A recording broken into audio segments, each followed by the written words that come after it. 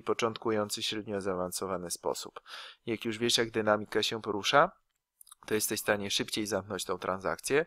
Także tak jak mówiłem, zrobimy na chwilę stop, pokażemy Wam dalej, jak wykres się rozwinął, czy wzrósł, czy spadł, dlaczego, tak? To nie jest ponownie w filmach szkoleniowych, ćwiczebnych, to nie jest konkurs na wróżbiarstwo, to nie jest konkurs na posiadanie właściwych informacji, to jest konkurs na odczytywanie wykresu, tak? Także niektóre transakcje są pozytywne, zyskowne, inne są stratne, czy pół na pół.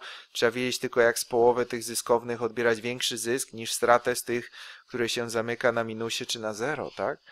Także znowu, to nie jest jakiś popis tradingu, chociaż czasami jest na żywo, jak nagrywam tego typu filmy, czy na żywo tradujemy. To jest bardziej odczytywanie czystego wykresu w praktyce, jakie jest prawdopodobieństwo. Zobaczcie, rundy dynamiki ceny są nieduże. To nie jest bardzo mocny wykres spadkowy, ale ma pozytywną dynamikę, której szukamy, czyli dynamikę odpowiednią. Zobaczcie, przebija kolejne minima o niedużej ilości punktów. To nam mówi od razu o tym, ile ten wykres może spadać. 15, 20, 30 punktów, myślę, aż te rundy, słuchajcie, spadkowe, oddechowe będą coraz większe. Oczywiście w mikro ujęciu, tutaj rysuję, tak?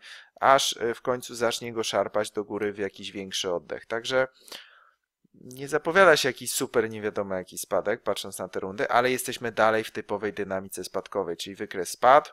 Zobaczcie, rzeźbi 1-2 pipsy, znowu spada, bardzo dobra dynamika, tak? Ale są mocniejsze, lepsze, tak? Znowu rzeźbi 1-2 pipsy, znowu zaczyna spadać, tak? To ćwiczymy na Forex Testerze na zajęciach. To robimy ogólnie podczas takiego day tradingu, tak? Także świetna nauka, świetna zabawa, jak ktoś wie już jak tradować, tak? Teraz większe odejście i obserwujemy, czy z tego większego odejścia zrobi się stop w którymś momencie. To nieważne, że wykres rośnie. Ważne, jak się zachowa, jak się zatrzyma i będzie stał, czy on dalej zacznie spadać, czy dalej zacznie rosnąć, czyli czy dynamika nie odwróciła się na wzrostową. Zobaczcie, on wzrósł i znowu zaczął delikatnie spadać, 1, 2, 3 pipsy, czy tak sobie testuje tutaj, próbuje złapać ten rynek spadkowy czy wzrostowy, taka gra na rynku, prawda? Natomiast na ten moment dynamika pokazuje, że dalej wykres będzie spadał, tak? Że wziął tylko kilka pipsów oddechu, natomiast jak zacznie rosnąć, zatrzyma się i znowu zobaczymy, że znowu rośnie, to wtedy będzie krótkoterminowa dynamika wzrostowa, trzeba pomyśleć wtedy o zamknięciu transakcji na zero, na małym minusie, bo na razie zysk taki nie urodził się, żebyśmy od razu przestawili na zero. Stop loss, który w domyśle jest gdzieś tutaj na początku, tak? Jak transakcja spadnie gdzieś niżej, czytaj 15-20 pipsów co najmniej, to ten stop loss ciągniemy na zero, tak? Czyli jak znowu rynek wzrośnie, zamknie nas na zero, trudno. Czasami wzrasta i na zero nie zamykamy transakcji, tylko zostawiamy otwartą. Zobaczcie, bez stop lossu tutaj, ja gram na ręcznym wykresie, tak? Czyli ręcznie zamykam, otwieram transakcję, później ustawiam te stopy.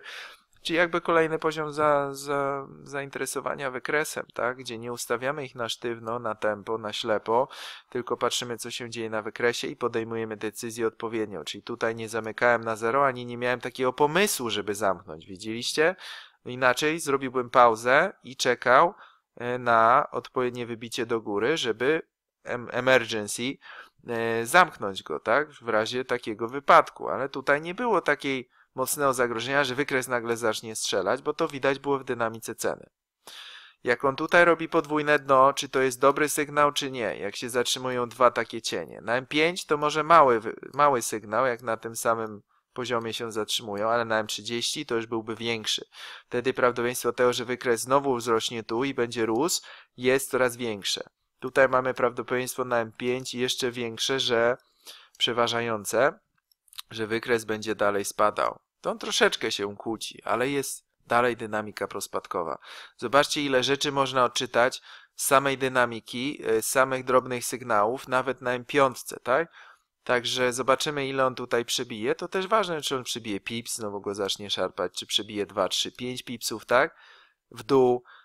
Na razie wygląda to bardzo pozytywnie, jak na otworzenie pozycji krótkiej. Zobaczcie, on przebił raptem tyle co nic, 1-2 pipsy, ale nie odskoczył do góry, czyli przebił i dobrze się tutaj trzyma. To oznacza, że przeważa ładunek wolumenu sprzedażowego na rynku, tak? Czyli Ktoś tam próbuje kupować, czy się wymieniają te kontrakty, ale przeważnie przeważa +1 sprzedażowy, tak? Jeszcze jest walka. Także zrobimy, słuchajcie, przerwę i zobaczymy, czy on się zamknie, czy trzeba będzie zamknąć tutaj go na minusie, czy on jeszcze spadnie. Wszystko zależy od dynamiki ceny. No ja mógłbym tak wam tłumaczyć, pips po pipsie tą dynamikę i to robimy na zajęciach, tak? Natomiast po to jest materiał wideo, po to są zajęcia na żywo, żeby trochę więcej tego przyswoić, żeby przesiąknąć tym, tak? I później na wykresie na żywo zainteresować się odpowiednio tą dynamiką, żeby podjąć odpowiednią decyzję, tak? Także zróbmy stop i wytłumaczę wam więcej, co się działo po chwili, czy transakcję trzymamy, czy zatrzymujemy. Także do usłyszenia za chwilę. Moi drodzy, transakcja znowu minęło z pół godziny. Mamy jakiś czas do danych, wciąż godzinę. Ja ją zostawiam tak jak jest. Widzicie, wyznaczony tutaj został stop loss. Na M30 wygląda to w ten sposób. Na M5 wygląda to w ten sposób, wykresem 5, powyżej jakichś ostatnich wsparć oporów, ale kilka punktów wyżej. Nie ma tutaj masakrycznego ciśnienia na sprzedaż, widać. Jest to jakby wykończona sprzedaż, tak? Zobaczcie. Bum, oddech od razu, bum. Znowu może być jakiś oddech, także niewykluczone, że to zamkniemy przykładowo na 0. Ja muszę teraz lecieć, znaczy nie mogę kontynuować filmu. Ustawiłem też take profit, zobaczcie na odpowiednio więcej. Zobaczcie, jaki jest stosunek stopa tutaj do take profita, który take profit, zobaczcie, na H4, czyli zysk, na D1 teraz przełączyłem, czyli przechodzę czasami z M5, M30 na D1, na najbliższy wsparcie opór. Zobaczcie, równo na linii ustawiłem take profit.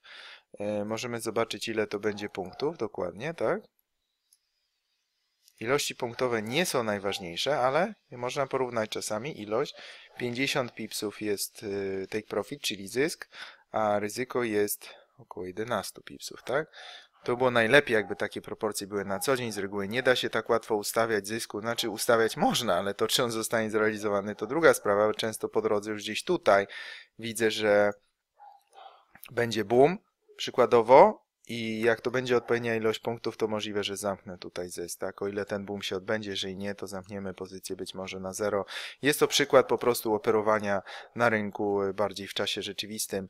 Dziękuję serdecznie, zapraszam do przeglądania mechaniki wykresu, szkolenia zaawansowanego, gdzie omawiamy tego typu kwestie. Można się zapisać na to szkolenie, jeżeli ktoś nie ma dostępu. Ci, którzy mają, można kilkakrotnie sobie, czy dowolną ilość przeglądać materiały, utrwalać tą wiedzę, patrzeć na dynamikę ceny, wyciągać wnioski z tego, w jaki sposób rozwija się sprzedaż, tak? Tutaj bum, bum, bum, bum. Zobaczcie, po samym kształcie widać bum, bum, bum, bum. Tutaj widzimy tego typu twór. Tutaj jest przyspieszenie, także jest to mieszany sygnał, ale z reguły jak jest tego typu sygnał, to jest to wykończenie, tak? I czasami może być mocne odejście do góry, wtedy ten stop przestawia się na 0, na przykład teraz już można by tak i dać po prostu taki hazard tej sytuacji, że albo zamknie się na 0, albo dalej będzie rynek spadał. Tak też nierzadko robię, wychodząc przykładowo na kawę czy z domu, żeby nie ryzykować przy tej sytuacji, jeżeli to jest jakiś większy wolumen. Dziękuję serdecznie. Widzimy się na mechanice wykresu. Pozdrawiam, do usłyszenia.